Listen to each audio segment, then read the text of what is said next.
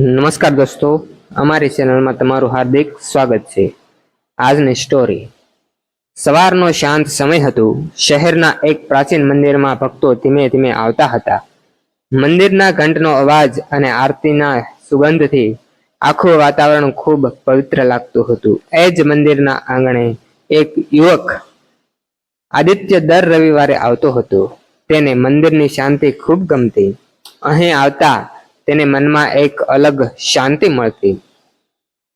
એક દિવસ તે મંદિરમાં પ્રાર્થના કરીને બહાર આવી રહ્યો હતો।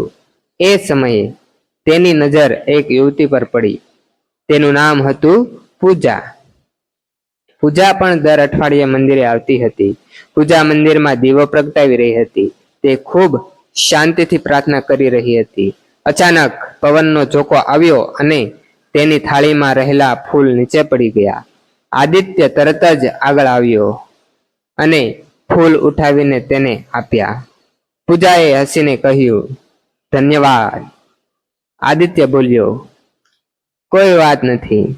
એ દિવસ માત્ર એક નાની મુલાકાત હતી। બંને પોતાના રસ્તે ચાલી ગયા, પરંતુ કિસ્મતને કદાચ આ મુલાકાત આગળ વધારવાની હતી। બીજા અઠવાડિયે જ્યારે આદિત્ય ફરી મંદિર આવ્યો ત્યારે તેને ફરી પૂજા દેખાઈ। બંનેએ એકબીજાને જોઈને હળવું સ્મિત કર્યું। ધીમે ધીમે દર રવિવારે તેમની મુલાકાત થવા લાગી। ક્યારેક તેઓ મંદિરના આંગણે થોડા સમય વાતો કરતા, ક્યારેક સાથે બેસીને શાંતિનો આનંદ માણતા। એક દિવસ પૂજાએ પૂછ્યું, આદિત્ય, તને મંદિર આવવું એટલું કેમ ગમે છે? આદિત્ય તરત જ બોલ્યો, અહીં આવું ત્યારે મનને શાંતિ મળે છે અને હવે તો અહીં આવવાનું એક વધુ કારણ પણ છે। પૂજાએ આશ્ચર્યથી પૂછ્યું, એ શું? આદિત્ય હસીને બોલ્યો, અહીં તને મળવું। પૂજા થોડું શરમાઈ ગઈ।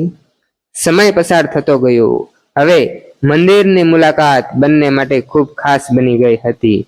એક સાંજે આરતી પૂરી થયા પછી બંને મંદિરના આંગણે બેસીને વાતો કરી રહ્યા હતા। આસપાસ દીવાઓની રોશની ખૂબ સુંદર લાગી રહી હતી। આદિત્ય થોડો ગંભીર થઈને બોલ્યો, પૂજા, મને લાગે છે કે ભગવાને આપણને અહીં મળાવ્યા છે। પૂજાએ હળવું સ્મિત કરીને પૂછ્યું, એ કેમ આદિત્ય?